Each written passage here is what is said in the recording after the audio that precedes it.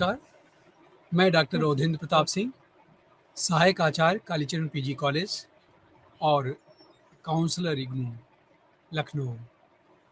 प्रिय विद्यार्थियों, पिछले व्याख्यान में बीएचडीएलए 138 के अंतर्गत हमने कहानी, व्यंग और निबंध इत्यादि विषयों पर चर्चा की थी। इसी क्रम में आज के व्याख्यान में मुख्य विषय के रूप में आत्मकथा पर व्याख्यान देंगे। आत्मकथा आपके पाठ्यक्रम में जूठन आत्मकथा रखी गई है, जो बहुत चर्चित और बहुत प्रासंगिक आत्मकथा है। प्रिय विद्यार्थियों, जैसा कि आप जानते हैं कि हिंदू समाज में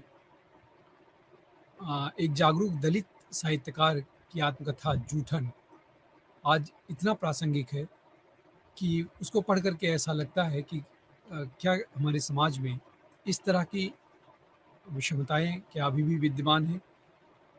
कि जाति विशेष के नाम पर किसी का उत्पीड़न करना और इस तरह से जो अमानवीय कृत्य समाज में व्याप्त हैं, उनका किस प्रकार से उनको समाप्त किया जाए, कैसे उससे व्यक्ति आगे निकले, कैसे मानवीय मूल्यों की स्थापना हो।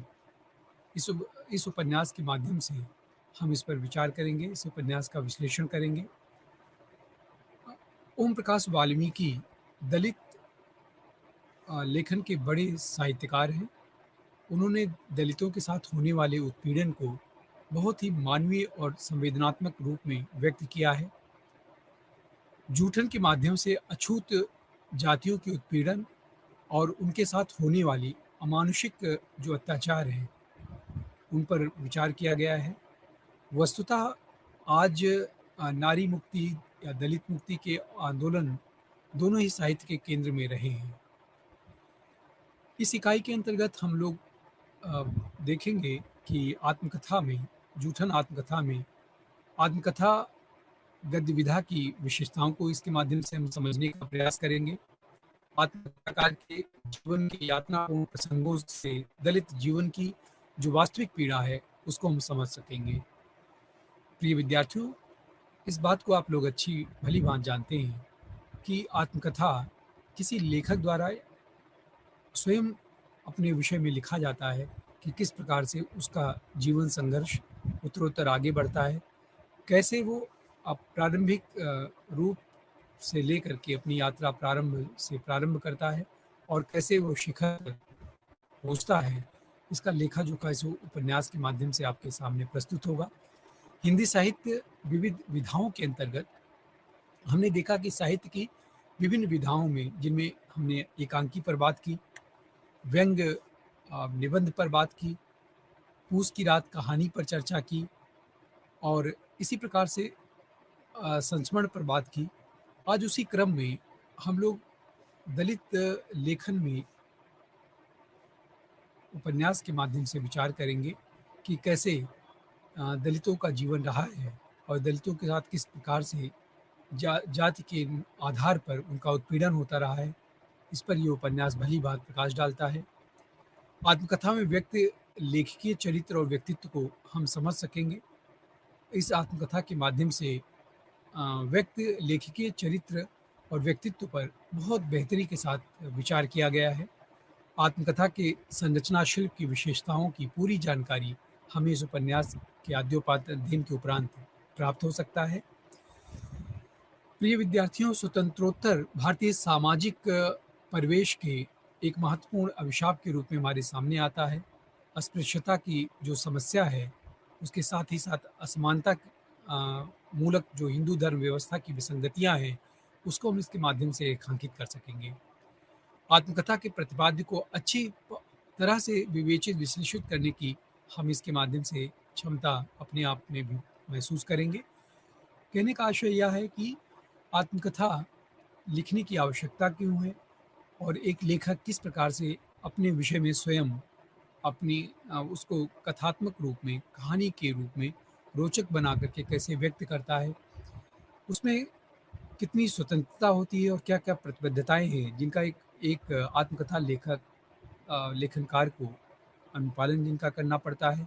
इन सब बातों को हम भली बात समझ सकेंगे तो आत्मकथा लेखन एक तरह से हिंदी साहित्य का बहुत ही अलग तरीके की शैली में लिखा गया लेखन है, जिनकी जिनकी ख़ास बात ये है जिसकी कि इसमें जो लेखक है, वो जब स्वयं अपने बारे में लिखता है, तो वहाँ पर भाषागत सीमाएँ, शिल्पगत सीमाएँ, व्याकरणगत सीमाएँ सभी कहीं न कहीं से अ, अलग हो जाती हैं और वो स्वतंत्र रूप में अपने विचारों को, अपने साथ होने वाली घटनाओं को, अपने जीवन को रेखांकित करने के लिए वो बेबाक उन्हें व्यक्त करता चला जाता है। आत्मकथा हिंदी साहित्य के संस्मरण जीवनी कथा साहित्य से भिन्न एक स्वतंत्र गद्य विधा के रूप में हमारे सामने आती है। हम देखते हैं कि संस्मरण अपने जीवन से संबद्ध एक विशिष्ट स्थिति या प्रसंग तक सीमित होता है। उसी प्रकार से जीवनी महत्वपूर्ण व्यक्तियों पर दूसरे द्वारा लिखी जाती है। कथा कहानी में कल्पित पात्रों को आधार बनाया जाता है, लेकिन वहीं पर आत्मकथा स्वयं अपने बारे में लिखी जाती है। कोई रचनाकार स्वयं जब अपने बारे में लिखता है, तो हम उसे आत्मकथा के रूप में विवेचित करते हैं। इसीलिए इसमें जीवनी और कथा साहित्य की भांति अनुमान और कल्पना के लिए कोई अवकाश नहीं होता है, कोई जगह नहीं होती है। अतः आत्मकथा स्वयं अपने विषय में ईमानदारी से लिखा गया एक प्रकार का प्रमाणिक दस्तावेज होता है। स्वाधीनता आंदोलन के दौरान महात्मा गांधी जी ने, पंडित जवाहरलाल नेहरू जी ने और ऐसे तमाम साहित्यकार हुए हैं, बाबू श्याम सुंदर दास, अमृतलाल नागर, यशपाल, जिन्होंने अपने विषय में अ, बहुत अच्छे साहित्य के रूप में हमें आत्मकथा लेखन अ, उपलब्ध कराया है और ये आत्मकथाएँ हिंदी साहित्य के विकास में बहुत बड़ी भूमिका निभाती हैं। हिंदी और अन्य भारतीय भाषाओं में साहित्यकारों द्वारा आत्मकथा लेखन की परंपरा अ, रही है। हिंदी में जो थोड़ी बहुत आत्मकथाएँ लिखी गई हैं, उनमें अपने व्यक्तित्व को प्रकाश में लाने का ही प्रयास अधिक दिखाई देता है। हरवंश राय बच्चन की आत्मकथा इसका सबसे बड़ा प्रमाण है।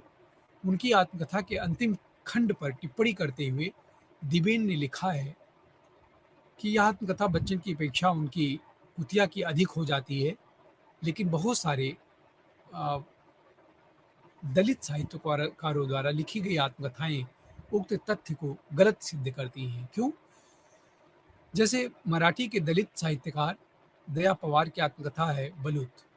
इसका एक ज्वलंत उदाहरण है। बलूत में जिस प्रकार से दया पवार ने अपने जीवन के वृत्तांत को उकेरा है, वह बहुत ही मर्मस्पर्शी है।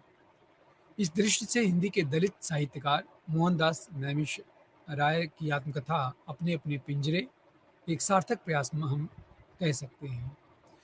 इस श्रृंखला में की नई कड़ी के रूप में ओम प्रकाश वाल्मीकि का दलित उपन्यास जूठन हिंदी साहित्य में एक विशेष स्थान रखता है। जूठन जैसे इसके शीर्षक से ही बहुत कुछ ध्वनित हो जाता है और इसका शीर्षक भी कहीं न कहीं इस आत्मकथा को सार्थक और सफल बनाने में बहुत बड़ी भूमिका का निर्वाह करता है। सूरजपाल चौहान की दलित जीवन से संबद्ध आत्मकथा तिरस्कृत हाल ही में प्रकाशित हुई थी, जिसे दलित आत्मकथा की दिशा में एक सशक्त कदम माना जा सकता है। इस प्रकार हम देखते हैं कि अपने-अपने पिंजरे या तिरस्कृत जैसे दलित आत्मकथा हिंदी साहित्य में मील का पत्थर साबित हुई। ओम प्रकाश वाल्मीकि के यदि हम जीवन पर प्रकाश डालें, तो ओम प्रकाश वाल्मीकि जी का जन्म 30 जून 1950 में मुज़फ़्फ़रपुर जनपद के बरला गाँव में जो उत्तर प्रदेश के अंतर्गत आता है, हुआ था। इनका अभावग्रस्त चूहड़ या गंभीर परिवार में इनका भंगी परिवार में इनका जन्म हुआ था। अपनी अत्यंत विषम और यातनापूर्ण परिस्थितियों को बाल्यावस्था में से लेकर किशोरावस्था तक ओम प्रकाश वाल्मीकि जी देखते हैं, उसे झेलते हैं और साहसी व्यक्ति की तरह अपनी प्रतिभा के बल पर पूर्ण शिक्षा प्राप्त करते हुए और अंततः ऑर्डिनेंस फैक्ट्री के सम्मानित पद को प्राप्त करने में वो सफलता प्राप्त करते हैं। तो कहीं न कहीं उनके जीवन का जो संघर्ष अनवरत आगे बढ़ता जाता है, वो उसका प्रभाव उनके व्यक्तित्व पर पड़ता है और उस व्यक्तित्व के प्रभाव के चलते जूठन आत्मकथा में हम जगह-जगह पर उनके जीवन के यात्रा के उस दुखमय घटनाओं का उसमें योग पाते हैं और एक एक रचनाकार कहीं न कहीं से हमारे बीच से ही बनता है। समाज में जिस तरह से वो जीवन यापन करता है, जिस तरह की परिस्थितियों का सामना करता है, उसको परिस्थितियाँ ही गढ़ती हैं और उन परिस्थितियों से गढ़ा हुआ कोई व्यक्ति जब साहित्यकार बनता है, तो वो बहुत बारीकी से अपने जीवन में घटित उन तमाम घटनाओं को बहुत रचनात्मक रूप में व्यक्त करता है, जो दूसरों के लिए प्रेरणा का आधार भी बनता है।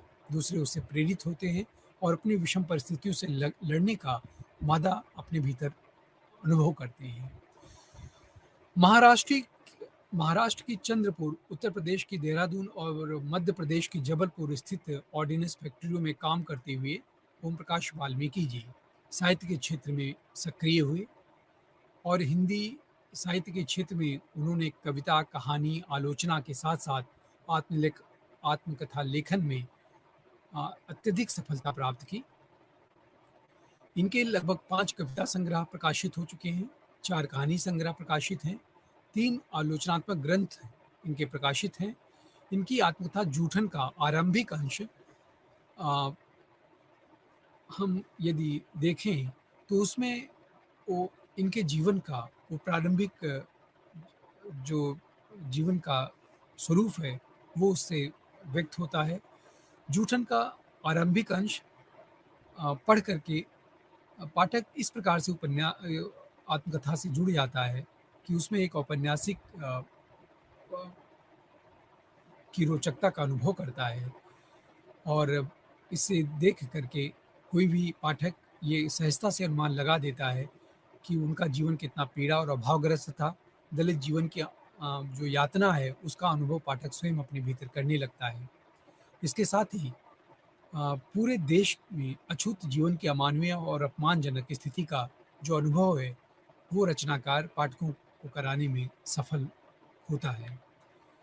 तो इस प्रकार से जूठन आत्मकथा मुख्यतः दलित जीवन की संपूर्ण व्यथा कथा को कहने में सफल उपन्यास के तौर पर हमारे सामने आता है और इसे जिस खूबी से रचनाकार ने व्यक्त किया है, वह प्रशंसनीय है।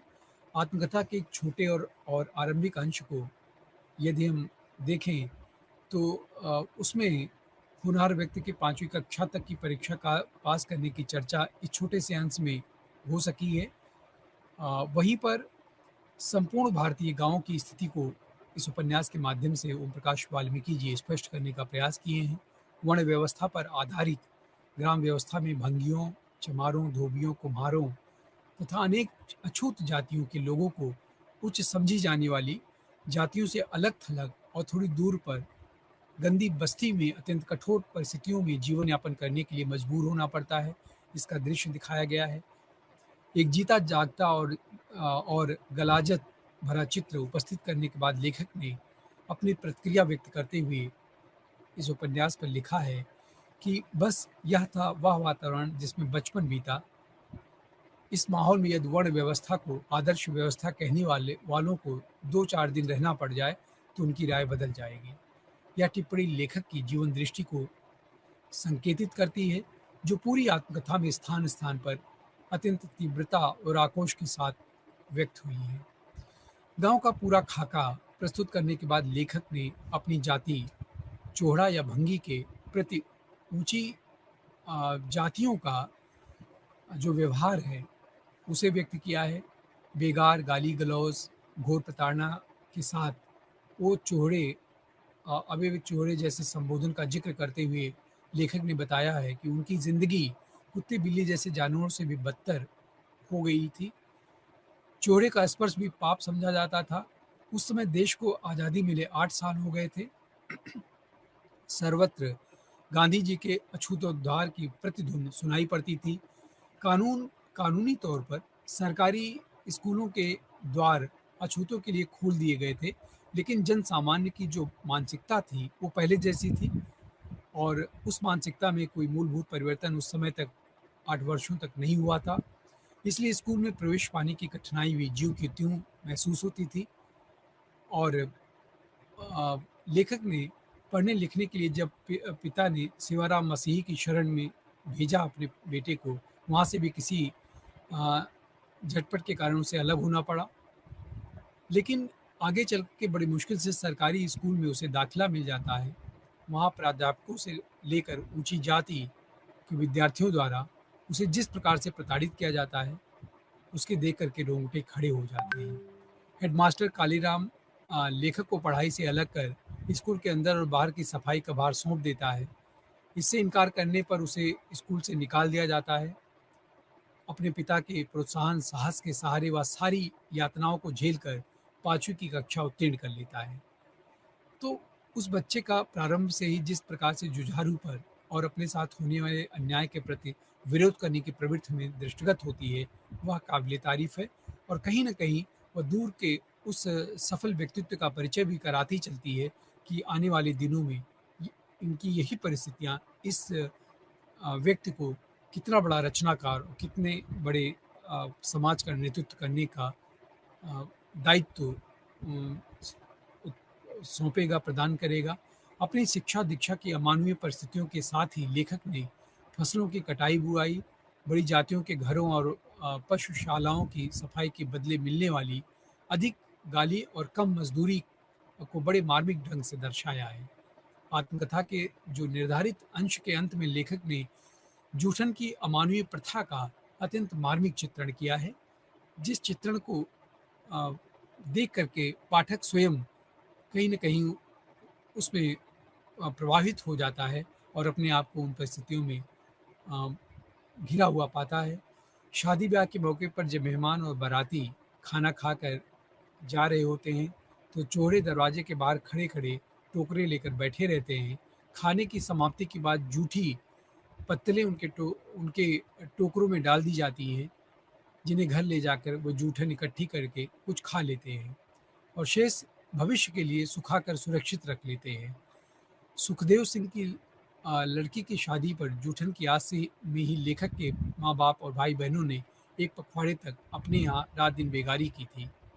इसका ज़िक्र करते हुए लेखक ने लिखा है, बारात खाना खा रही थी, माँ टोकरा लिए दरवाजे के पास बैठी थी। मैं और मेरी छोटी बहन माया माँ से सिमटे बैठे थे। इस उम्मीद में कि भीतर से जो मिठाई और पकवानों की महक आ रही थी, वह हमें भी खाने को मिलेगी।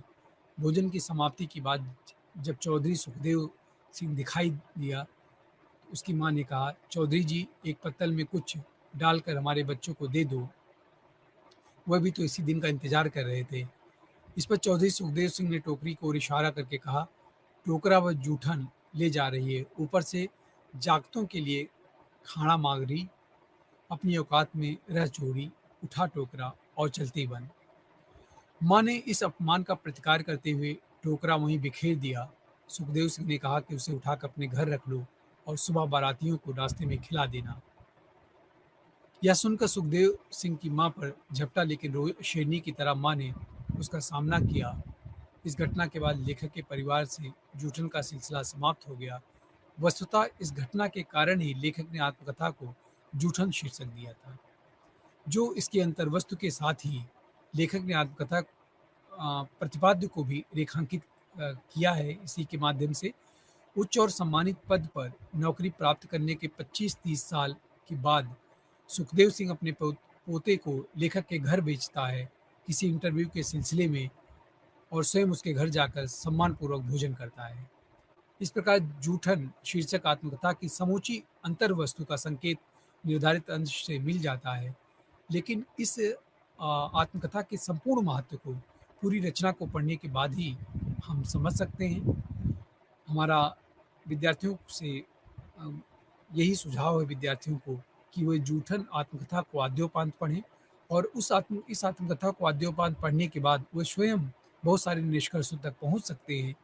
जूठन में आत्मकथाकार के जीवन की बहुत सारी घटनाएँ, उसके विद्यार्थी जीवन से लेकर और नौकरी पेशे में रहते हुए जीवन तक का अनुभव उसमें समाहित है, जिन्हें जाने-बूझे बिना दलित समस्या की गंभीरता और उसके सामाजिक महत्व को नहीं समझा जा सकता है, कि हमारे समाज का जो सबसे बड़ा हिस्सा है, किस प्रकार से छुआ-छूत के नाम पर, किस प्रकार से ऊँच-नीच के नाम पर बहुत सारी सुविधाओं से वंचित रहा और विषम परिस्थितियों से गुजरने के लिए विवश रहा। उसका चित्रण आत्मकथाकार ने बाखूबी इस उपन्यास में किया है। ऐसी कुछ घटनाओं का उल्लेख अ अ, उ विद्यार्थियों के लिए उपयोगी हो सकता है। उदाहरण के लिए जैसे 5वीं कक्षा के बाद के स्कूल जीवन की एक घटना को लिया जा सकता है। कक्षा में अध्यापक मनोयोग पूर्ण द्रोणाचार का पाठ पढ़ा रहे थे। उनकी गरीबी का मार्मिक चित्रण करते हुए उन्होंने द्रोणाचार्य द्वारा अपने पुत्र अश्वत्थामा को भूख से तड़पते हुए देखकर पानी पीने के लिए आटा घोल कर पिलाने की घटना का जिक्र सभी विद्यार्थियों को के सामने करुणा करुणाभिभूत पूर्ण तरीके से किया था। इस पर किशोर लेखक ने प्रश्न किया कि अश्वत्थामा को दूध की जगह आटे का घोल पिलाया गया और हमें चावल का मांड। फिर किसी भी महाकाव्य में हमारा जिक्र क्यों नहीं आया? इस प्रश्न से खुद अध्यापक ने अपने उत्तर में उसे मुर्गा बनाकर शीशम की छड़ी से प्रहार करते हुए कहा कि चोरे के तू द्रोणाचार्य से बराबरी कर रहा है, ले तेरे ऊपर मैं महाकाव्य लिखूंगा। उसने मेरी पीठ पर सटाक सटाक छड़ी से महाकाव्य रंग दिया था। यह महाकाव्य आज भी मेरी पीठ पर अंकित है। भूख और असहाय जीवन के क्षणों में सामंती सोच का यह महाकाव्य मेरी पीठ पर अंकित है, मेरे मस्तिष्क के रेसे रेसे पर अंकित है। इस प्रकार से उद्बोधन, इस प्रकार से अपनी भावनाओं और संवेदनाओं को रचनाकार इस उपन्यास में व्यक्त करता है। अपने विद्यार्थी जीवन में ही लेखक का अम्बेडकर साहित्य से परिचय हो चुका था। वो अम्बेडकर साहित्य को अधिक से अधिक पढ़ने में अपनी रुचि दिखा रहा था और उनके साहित्य से कहीं न कहीं उसकी मनःस्थिति, उसकी परिस्थितियाँ तादाद में खाती हुई दिखती थी और यही चीज़ें थी जो उसे उस साहित्य की ओर आकृष्ट करती चली जा रही थी। इसके बाद गांधी जी के अछूतोद्धार और उनकी उदारता के प्रति भी उसमें संदेह जागृत हुआ रचनाकार में। इसकी चर्चा करते हुए उसने लिखा है, गांधी जी ने हरिजन नाम देकर अछूतों को राष्ट्रीय धारा से नहीं जोड़ा, बल्कि हिंदुओं को अल्पसंख्यक होने से बचाया। उनके हितों की रक्षा की। महाराष्ट्र के अंबरनाथ और चंद्रपुर में अपने ट्रेनिंग और सेवा काल में ओम प्रकाश वाल्मीकि के मराठी दलित साहित्य और उसके महत्वपूर्ण रचनाओं से परिचय ने उन्हें नई चेतना प्रदान की। इसके बीज उनके भीतर देहरादून के कॉलेज जीवन में ही अंकुरित हो चुके थे।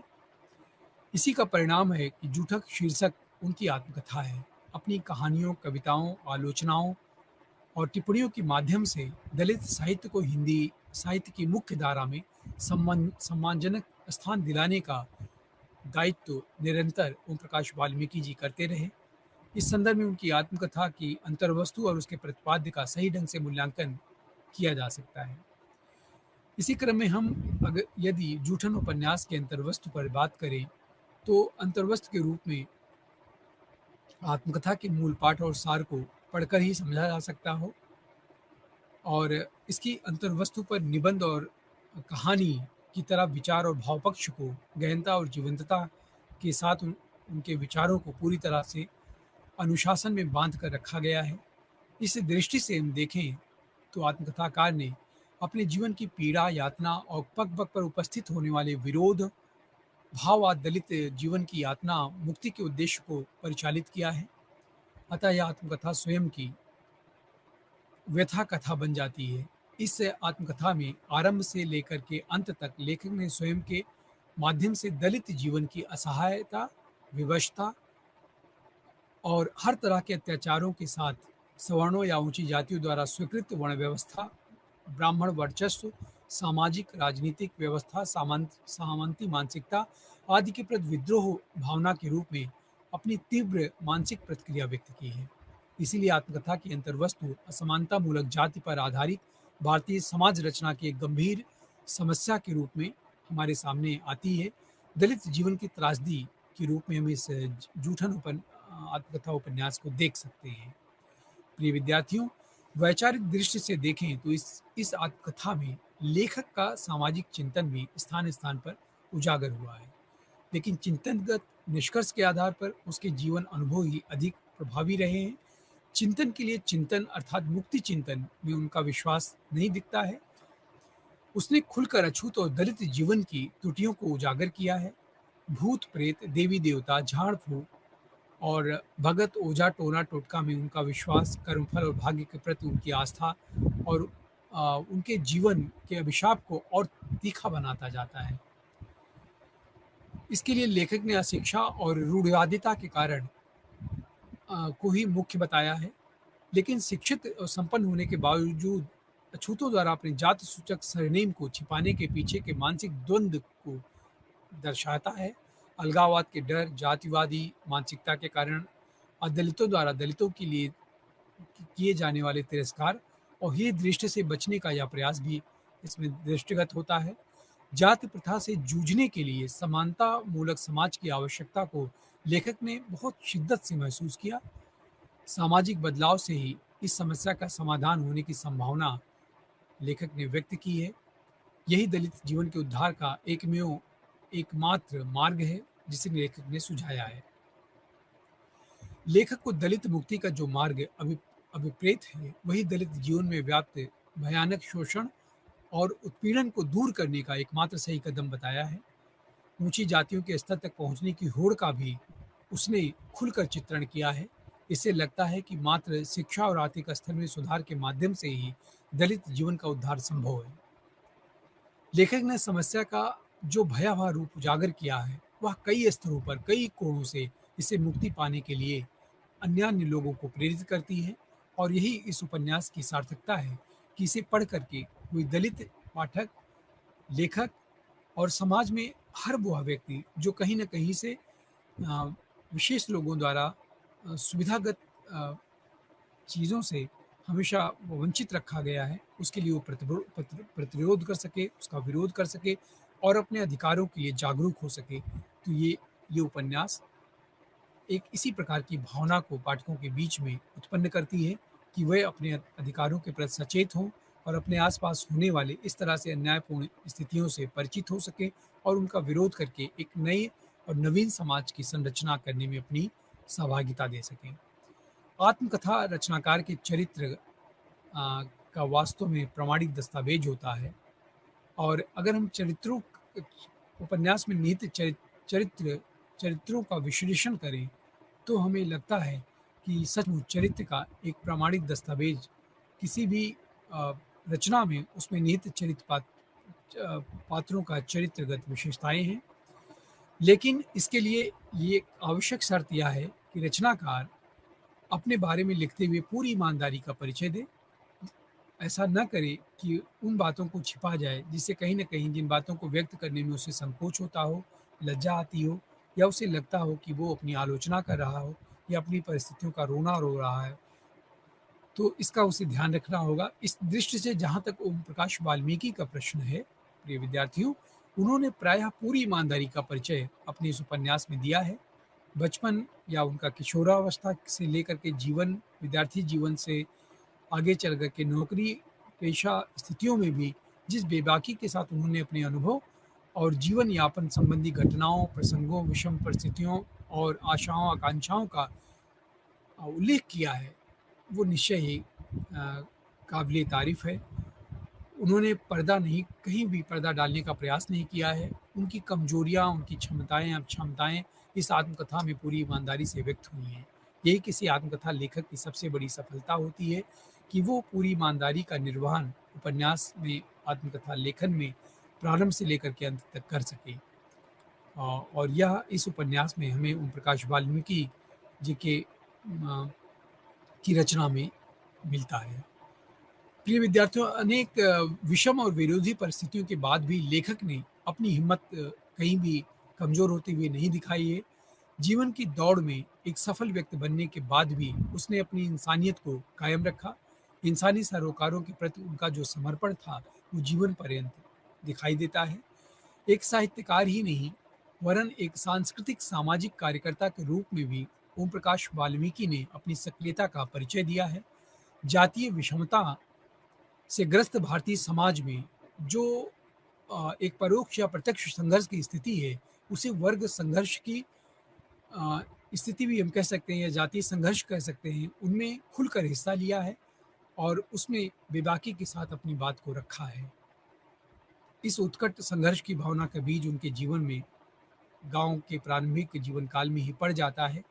इस उत्कृष्ट संघर्ष की भावना का बीज अनायास ही नहीं उत्पन्न होता है, वो स्वयं उन परिस्थितियों से जूझते हैं, उनसे लड़ते हैं और वो परिस्थितियाँ उन्हें इस रूप में निर्मित कर देती हैं।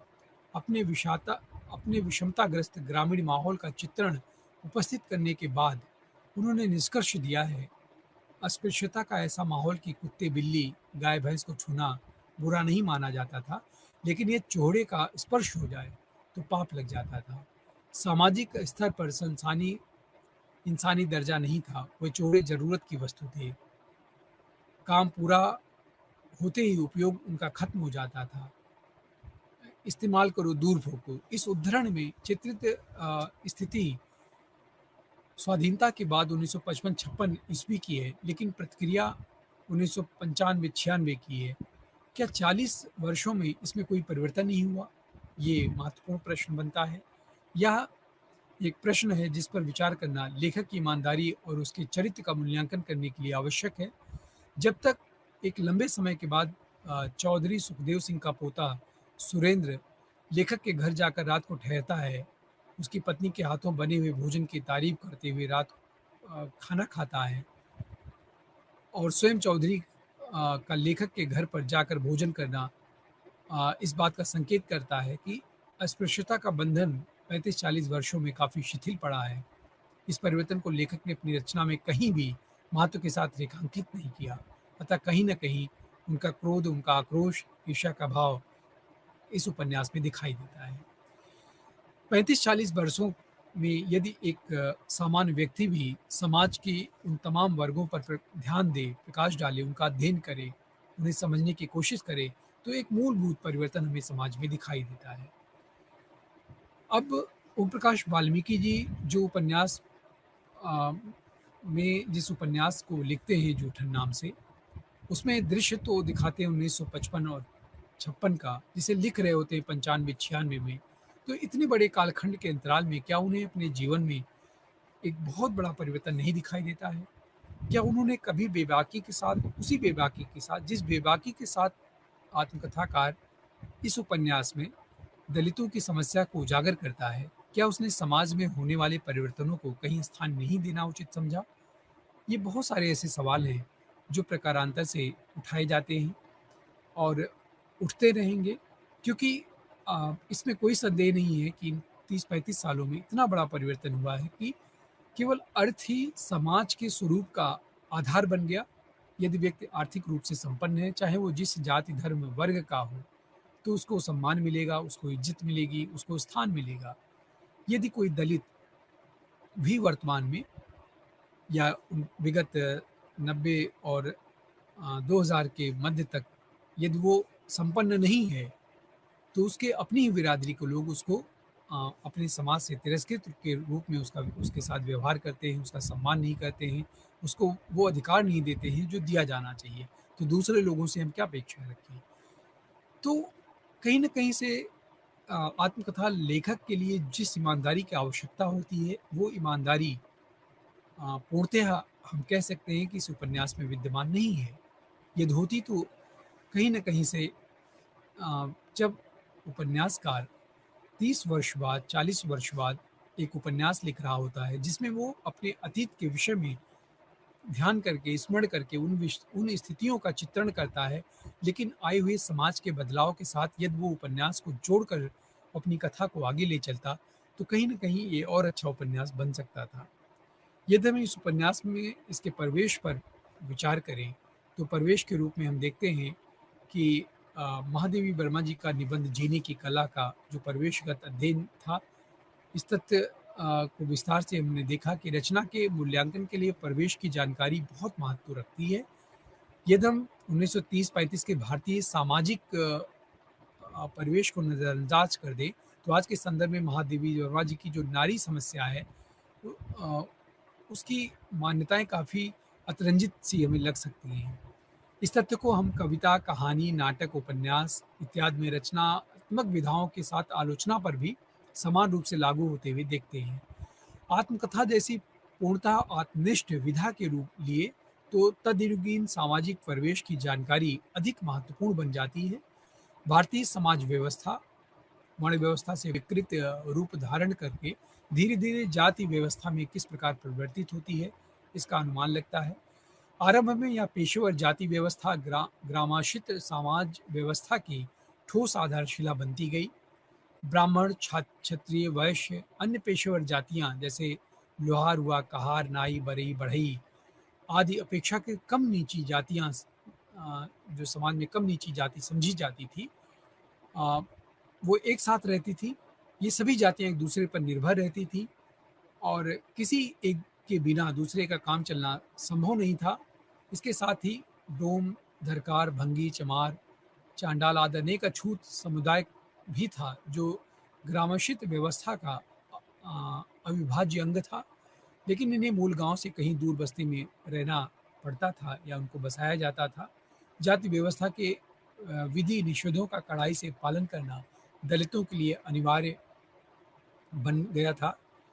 इस व्यवस्था द्वारा स्थापित मान्यताओं के विरोध या अतिक्रमण पर दलितों को मृत्युदंड तक दिया जाने की प्रथा में दिखाई देती है। सवर्ण या उच्च जातियों के लोगों को यह स्वीकार नहीं कि दलित अछूत और दलित जातियों के लोग उनके बीच निवास करें और उनके निवास स्थान को प्रायः बस्ती द्वारा हरिजन शब्द का विरोध किया गया, क्योंकि यह शब्द दलितों को हरि के जन कहकर अधिक घृणित स्थिति में पहुंचा देता है। अवैध संतान या जन के संदर्भ में इस शब्द का प्रयोग किया गया था, अतः इसका दलितों द्वारा विरोध होना स्वाभाविक भी था। ग्रामीण सवर्ण समुदाय द्वारा बस्ती को अछूत जातियों का निर्मम अत्याचार एक कठोर सच्चाई बन गई थी उस समय की, जो आज आज भी किसी न किसी रूप में जारी है। सवर्णों द्वारा इन्हें पशु से भी बदतर जिंदगी जीने के लिए विवश किया जाता रहा। आर्थिक अधिकार से लेकर के इन्हें इसी प्रकार के सामाजिक, आर्थिक, धार्मिक, सांस्कृतिक अधिकारों से सदैव वंचित रखा गया। हिंदू धर्म के अनेक ग्रंथों, स्मृतियों, संहिताओं की रचना इस अमानवीय व्यवस्था को उचित ठहराने के लिए की गई, ऐसा आरोप लगाया जाता रहा। ऐसी अछूत और दलित जातियों की सबसे बड़ी विडंबना यह रही है कि इन्हें भी हिंदू माना जाता रहा है। सवर्णों के अत्याचार और झूठे हिंदूपन से मुक्ति पाने के लिए इन जातियों ने कभी-कभी, कहीं-कहीं पर सामूहिक रूप से स्वेच्छापूर्वक इस्लाम या ईसाई या बौद्ध धर्म स्वीकार किया।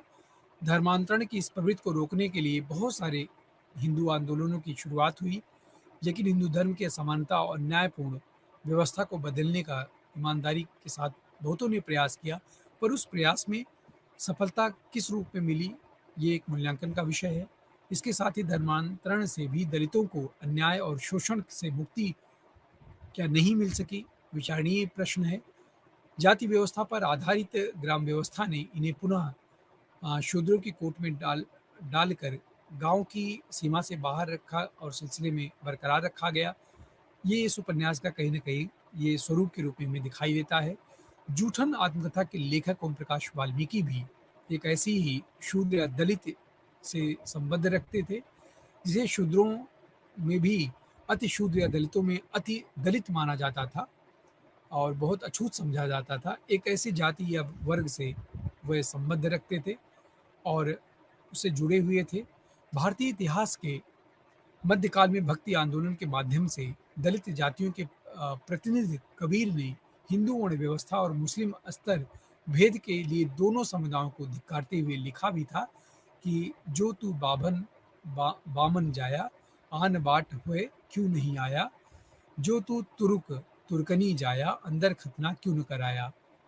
मध्यकाल में हम देखते हैं कि संत नामदेव, रैदास, सदना, सेना, नाई, रज्जब, गरीबदास, दादू जैसे प्रखर कवियों ने संस्कृत कर्मियों की एक पूरी जमात निर्गुण भक्ति धारा के रूप में प्रभावित हुई, जिसकी तीखी धार को कुंठित कर हिंदू व्यवस्था में समाहित कर दिया गया।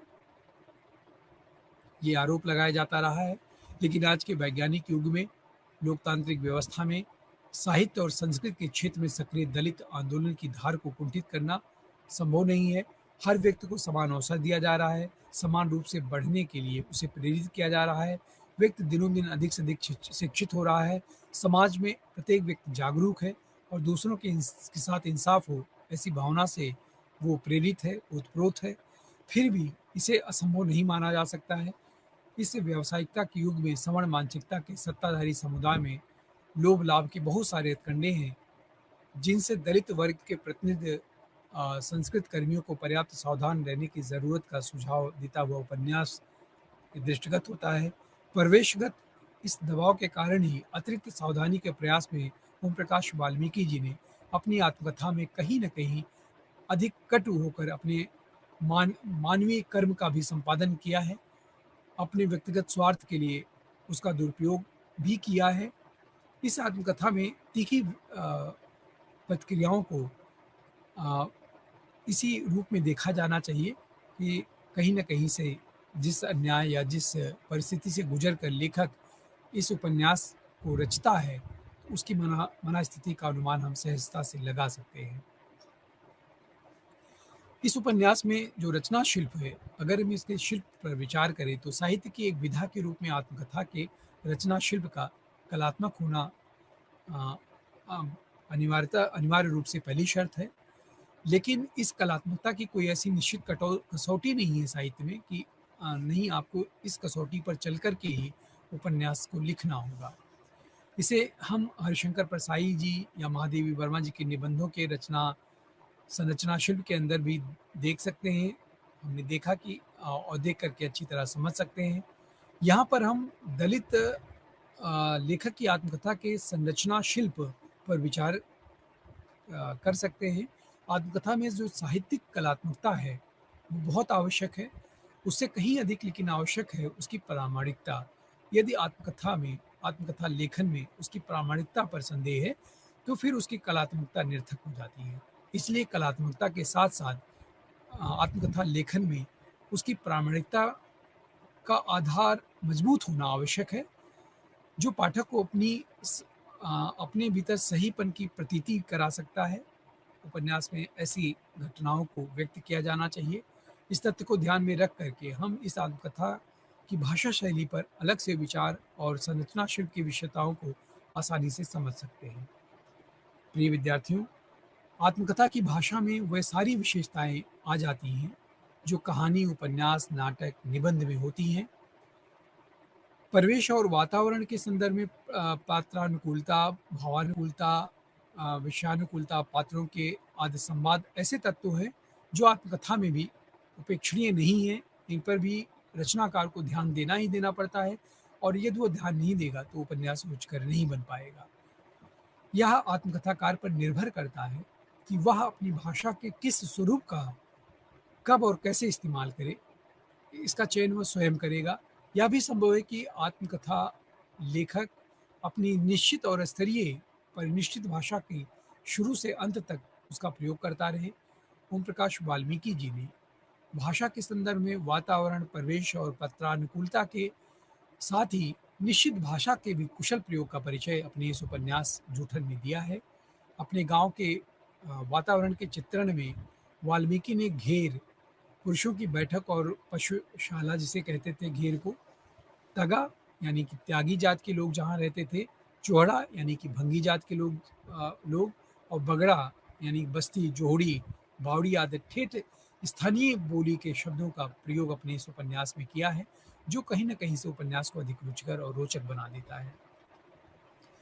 अपने बचपन से लेकर के स्कूली जीवन के चित्रण में उन्होंने विभिन्न पात्रों के संवादों की भाषा को भी ज्यों का त्यों आंचलिक लहजे में प्रस्तुत किया है और गांव के त्यागियों की प्रतिक्रिया व्यक्त करने के लिए त्यागियों की सामांतिक मानसिकता के चित्रण में लेखक ने उनके कथनों को ज्यों का त्यों प्रस्तुत करके उपन्यास को अधिक सफल बनाया है। और कौवा भी कभी अ, कभी को कभी या हंस बढ़ सके, अरे चोरे के जाकत बच्चा बेटा, कू को झाड़ू लगाड़े, कू कह दिया तो कोड़ या जुल्म हो गया। इससे ग्रामीण परिवेश और अभिजात मानसिकता दोनों का समुचित प्रभावांकन ओम प्रकाश वाल्मीकि जी इस उपन्यास में करते हैं और इस तरह के कई प्रसंगों में लेखक ने बोली के स्थानीय रूप का अविकल प्रयोग किया है अपने इस उपन्यास में और जो कहीं न कहीं से उपन्यास को अधिक जीवंत और सजीव बना देता है। सुखदेव सिंह त्यागी और अपनी माँ के बीच होने वाली नोक-झोंक को लेखक ने इस प्रकार प्रस्तुत किया है। चौधरी जी ईप तो सब खाड़ा खा के चले गए, म्यारे ताकतो कू भी एक इस पर चौधरी की क्रूरता भरी वाणी है, टोकरा भर तो जूठन ले जा रही है, ऊपर से जागतो जागतों के लिए खाड़ा मांग रही है, इसे ठाके अपने घर के धर ले, कल तड़के बारातियों को नाश्ते में खिला देड़ा। भाषा के ऐसे प्रयोगों द्वारा लेखक ने यथार्थ को अधिक प्रामाणिक बनाने का अ, अ, कौशलता का परिचय दिया है। संवादों में स्थानीय रंगत के समावेश के साथ ही लेखक ने अछूत जातियों के रूढ़वादी संस्कारों को भी व्यक्त किया है। दवा, दारू और उचित उपचार की जगह बीमारी में प्रेत बाधा के ढोंग को उजागर करने के लिए झाड़-फूँक, टोने-टोटके, ताबीज़, भभूत और निरर्थकता को सिद्ध करते हुए उन उनसे संबद्ध पारिभाषिक शब्दावली का प्रयोग लेखक ने किया है। भगत, पुच्छा, पौन, ओपरा, भूत की लपेट, वादी, देवतादि शब्द इनसे संबद्ध मान्यताओं को अछूतों में भी अधिक प्रचलित थी, को व्यक्त करती है, जो अछूतों के जीवन को और पीछे घसीट रही होती है, जिसका लगातार लेखक अपने विचारों के माध्यम से विरोध करता है। आत्मकथा में अन्य सामान्य प्रसंगों के वर्णन और विवेचन विश्लेषण में लेखक ने हिंदी के स्तरीय भाषा के मान्य शब्दों का ही प्रयोग किया है। सब मिलाकर इस आत्मकथा की भाषा प्रातानुकूल अभिव्यक्ति के लिए सक्षम और प्रभावांकन के लिए अत्यंत उपयुक्त रूप में अंकित किया है। यही लेखक की सबसे बड़ी सफलता है। जूठन उपन्यास के लेखन की यदि शैली पर विचार करें प्रिय विद्यार्थियों, तो आत्मकथा की अपेक्षाओं के अनुकूल जूठन की शैली वर्णनात्मक है।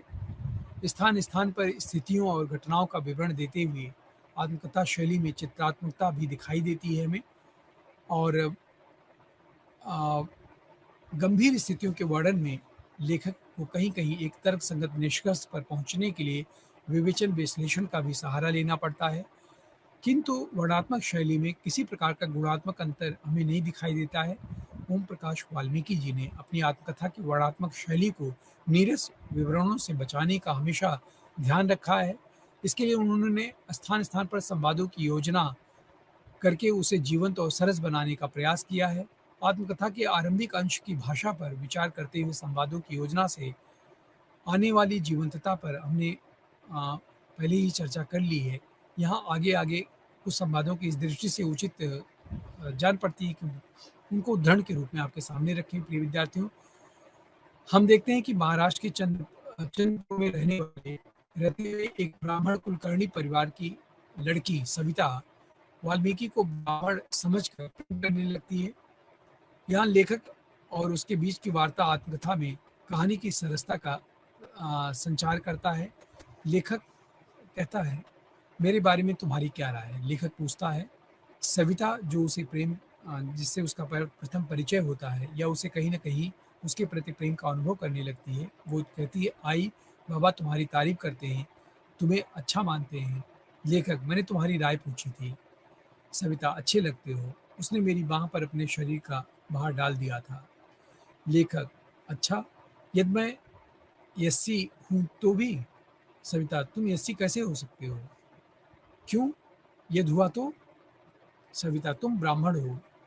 लेखक, यह तुमसे किसने कहा? सविता, बाबा बाबा रे, बाबा ने कहा था। फिर लेखक कहता है, गलत कहा, मैं एससी हूँ, मैंने उत्तर प्रदेश के चोड़ा परिवार में जन्म लिया है। सविता, तुम झूठ बोल रहे हो। लेखक, नहीं सभी, यह सच है जो तुम्हें जान लेना चाहिए। तो इस वास्तविकता को जानकर वह रोने लगती है। मेरा एससी होना जैसे कोई अपराध हो जाता है। वह काफ़ी देर तक सुबकती रहती है। हमारे बीच अचानक फासला बढ़ जाता है। हज़ारों साल की नफ़रत हमारे दिल में भर गई थी। एक झूठ को हमने संस्कृति मान लिया था। यहाँ उद्धृत संवाद और इस प्रकार की टिप्पणी से आत्मकथा की शैली को रोचक, जीवंत और गंभीर बनाने का प्रयास किया गया है। तो एक कुशल कहानीकार और कवि होने के नाते ओम प्रकाश वाल्मीकि ने कई प्रकार से अपनी वर्णन शैली को रोचक और गंभीर बनाया है। वर्णों के बीच-बीच में जगह-जगह पर शिक्षकों की भूमिका और पाठ्यक्रमों की निरर्थकता, वर्ण व्यवस्था की क्रूरता, तथाकथित समाज सुधारकों, सत्ता हथियाने के चक्कर में पड़े नेताओं के हथकंडों पर भी कई लेखक की टिप्पणियों का उसका विश्लेषण क्षमता को रेखांकित करता है। दलित जाति के तीव्र एहसास की पीड़ा को प्रायः भावुक बना देती है पाठकों को और हम देखते हैं कि जाति व्यवस्था के विकृत धर्मशास्त्रों द्वारा उसकी पुष्टि से खिन्न लेखक का आक्रोश वर्णगत शैली की सीमा का उल्लंघन करके भावात्मकता में प्रवेश कर जाता है। इसके लिए एक उद्धरण पर्याप्त होगा।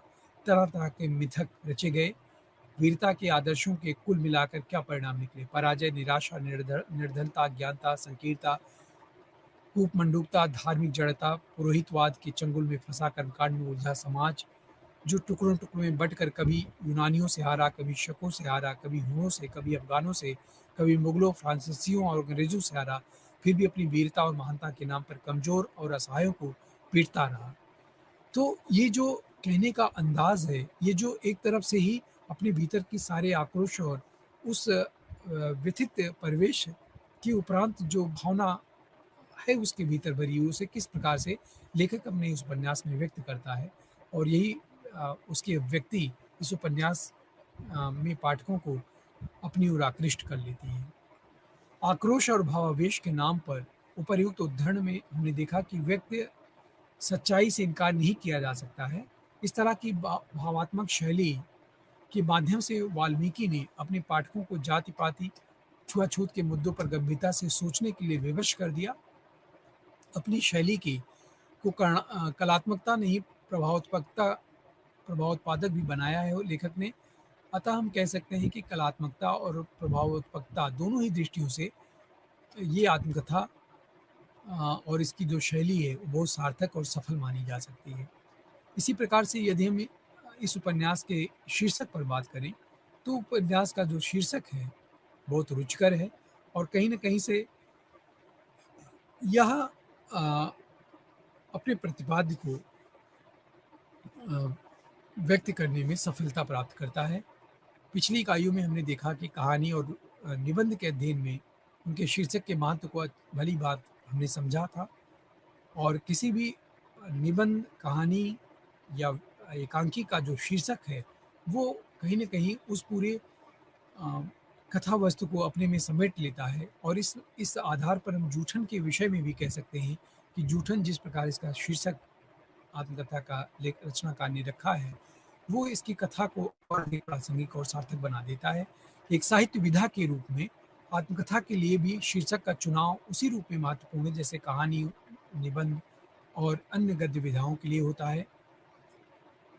इस इकाई में अ, हमने देखा कि अंतर्वस्तु और सार का अध्ययन करते हुए हमने पाया कि शीर्षक का महत्व वो कहीं न कहीं से उसमें निहित है। आत्मकथा के प्रतिपाद्य पर विचार करते हुए भी हमने शीर्षक के महत्व को रेखांकित करने का प्रयास किया था। इस रचना के लिए जूठन शीर्षक की सार्थकता पर विचार करने के पूर्व भारतीय समाज की एक अत्यंत अमानवीय प्रथा का संक्षिप्त परिचय अ, विद्यार्थियों के लिए उपयोगी मैं समझता हूँ। लगभग पूरे भारत में यह प्रथा रही कि सवर्ण एवं संपन्न परिवारों द्वारा आयोजित उत्सवों, शादी-ब्याह, मृत्यु भोज आदि के अवसरों पर आमंत्रित लोगों के खाने में उनकी थाली या पत्तलों पर बची हुई जूठन को अछूतों के लिए, काम के मेहनतानों के लिए दिया जाता रहा है। उसके लिए उनका निर्भर होता था। लेकिन ये बहुत पहले के भारत का दृश्य है, जो इस उपन्यास में 60 के 50 या 60 के मध्य का कालखंड है, जिसमें इस तरह की घटनाएँ हमें दिखाई देती हैं जिसे हम देखते हैं। अ, तो इसमें शीर्षक अगर इस कहानी के कथावस्तु के आधार पे देखें तो जूठन को सुखाकर किस प्रकार से सुरक्षित किया जाता था या उसे गाढ़े समय में किस प्रकार से भिगो कर उबाला जाता था, फिर पेट की क्षुधा उससे तृप्त की जाती थी, चटखारे लेकर खाया जाता था। इसका वर्णन लेखक ने बहुत ही बेहतरी के साथ किया है। जूठन एकत्र करने के प्रसंग में लेखक की माँ और चौधरी सुखदेव सिंह त्यागी के बीच हुई नोक-झोंक के बाद उसके परिवार से जूठन का सिलसिला किस प्रकार खत्म हो जाता है, इसे लेखक ने बाखूबी रेखांकित किया है। वैसे देखा जाए तो यही आधार है जिससे आत्मकथा का शीर्षक जूठन रखा गया है। लेकिन पूरी आत्मकथा को पढ़ने के बाद लगेगा कि यह शीर्षक अत्यंत व्यापक और सांकेतिक भी है। यह शीर्षक इस तथ्य को भी रेखांकित करता है, संकेतित करता है कि शूद्र समुदाय सवर्णों के लिए जूठन के समान था। हिंदू समाज की तलछट था, जिसे कूड़ा समझा जाता था, बेगार उनका धर्म मान लिया गया था, गाली-गलौज से लेकर घोर प्रताड़ना उनके भाग्य में लिख दिया गया था। उनका नाम लेकर पुकारने की ज़रूरत नहीं समझी जाती थी, जिसका ज़िक्र करते हुए लेखक ने लिखा है, उम्र में बड़ा हो तो वो चौड़े बराबर या उम्र में छोटा हो तो अबे चौड़े के, यही तरीका था संबोधन का। अस्पृश्यता का ऐसा माहौल कि कुत्ते बिल्ली गाय गाय बैल को छूना बुरा नहीं था, लेकिन जब चूड़े का स्पर्श हो जाए तो पाप मान लिया जाता था। सामाजिक स्तर पर इंसानी दर्जा नहीं था, वह सिर्फ ज़रूरत की वस्तु थे। काम पूरा होते ही उनका उपयोग खत्म मान लिया जाता था। इस्तेमाल करो और दूर फेंक दो। वस्तुतः ये सारे तथ्य जूठन शीर्षक द्वारा संकेतित है। जूठन के प्रति समाज की यह मानसिकता आत्मकथा के लिए अत्यंत उपयुक्त और सार्थक प्रतीत होती है। यह शीर्षक आत्मकथा के प्रतिपाद्य को भी अत्यंत कलात्मक ढंग से संकेतित कराता है। इसके साथ ही यह दलित समुदाय की अस्मिता या उसकी पहचान को संकट अ, के रूप में भी रेखांकित करता है। तो कुल मिलाकर हम देखते हैं कि इस उपन्यास का जो शीर्षक है, वह अत्यंत सफल और सार्थक शीर्षक है और इसका केवल शाब्दिक अर्थ ही व्यक्त नहीं होता है जूठन से, ये कई-कई अर्थों में ये बराबर भिन्न अर्थ को व्यक्त करता हुआ, भिन्न चरित्रों को व्यक्त करता हुआ, चित्रित करता हुआ दिखाई देता है।